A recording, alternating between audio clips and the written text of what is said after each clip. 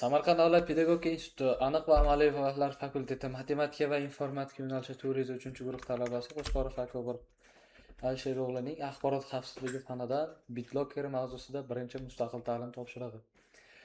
BitLocker dasturi nima? BitLocker dasturi nima haqdaligida ma'lumot berib o'taman va uni amaliy ravishda ko'rsatib beraman. BitLocker demak, kompyuterimizda hosil bo'lgan D disk, C disklarda ichidagi ma'lumotlarimizni maxfiyligini saqlash uchun ishlatadigan dastur hisoblanadi.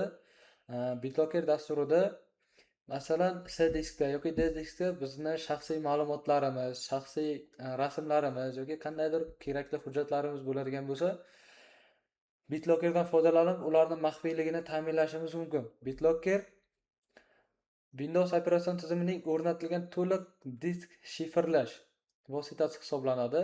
U diskdagi barcha ma'lumotlarni, fayl, rasm, barcha ma'lumotlarimizni AES algoritmi yordamida shifrlaydi. Odatda 128 yoki 256 bitli kalit ishlatiladi. Asosiy maqsadi kompyuter o'g'irlanganda yoki diskni boshqa qurilmaga ulaganda ma'lumotlarimizni o'g'irlanmasligi. Xo'p, shifrlash har bir sektor diskning eng kichik qismi darajasida amalga oshiriladi. U qanday ishlaydi? Demak, BitLocker dasturining ishlashi haqida gaplashib o'tamiz. Disk shifrlanganda maxsus kalit yaratiladi. Diskni ochish uchun protektor, qulfdan ochuvchi kalit, parol, TPM chipi, kompyuterning maxsus chipi yoki tiklash kaliti. Oddiy disk uchun faqat parol yetarli hisoblanadi. Demak, BitLocker dasturini ishga tushiramiz. Birinchi push tugmasiga kiramiz va BitLockerda qidiruv beramiz. BitLockerga. Demak, menejer BitLocker bo'limini tanladim. Bu yerda C disk va D disklarimiz bor. Demak, D diskni tanlayman va BitLockerni ishga tushiraman. Boya yuqorida aytib o'tganimizdek, use password to unlock the drive. Buni belgilayman va kuchliroq parol kiritib qo'yaman.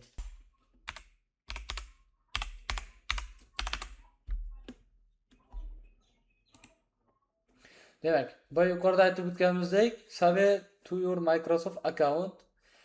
Bu Microsoftni o'ziga saqlaymiz yoki USB fleshka yordamida yoki fayl ko'rinishida saqlash imkoniyati bor.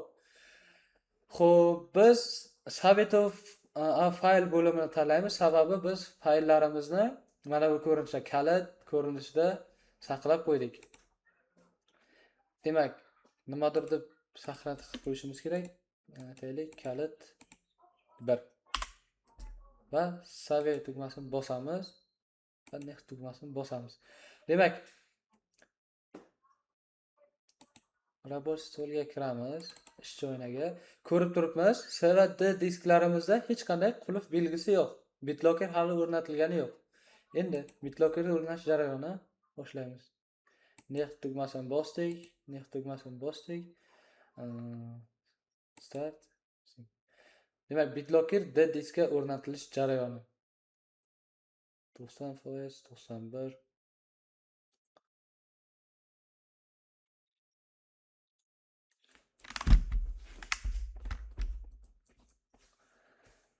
Demak, BitLocker o'rnatildi.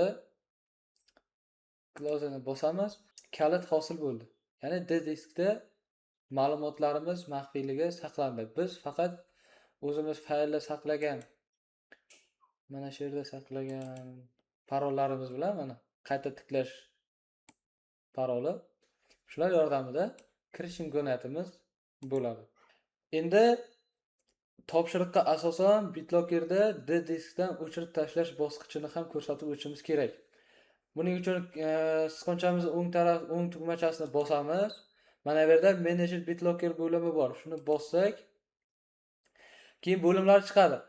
Back up your recovery key. Ya'ni biz qo'ygan parolimizni o'zgartirish imkoniyati bor. Bu bo'limda o'zimiz qo'ygan parolni o'zgartirish imkoniyatimiz bor.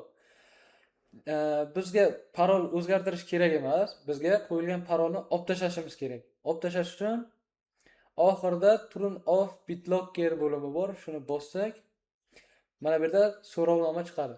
Haqiqatan ham D-diskdan BitLocker'da olib tashlamoqchimisan degan so'rovnoma chiqadi. Turn off BitLocker. Ha, BitLocker'da olib tashlayman degan bo'limni tanlasak, D-diskdan BitLocker o'chirildi. Demak, buni ish joyidan ko'rsak ham bo'ladi. BitLocker'da D-diskdan BitLocker o'chirildi. Demak, birinchi mustaqil topshirig'imiz shundan iborat edi. BitLocker'da D-diskga o'rnatib, parollarimiz maxfiyligini saqlagan holda amaliy topshiriqni bajarib ko'rsatib o'tdim.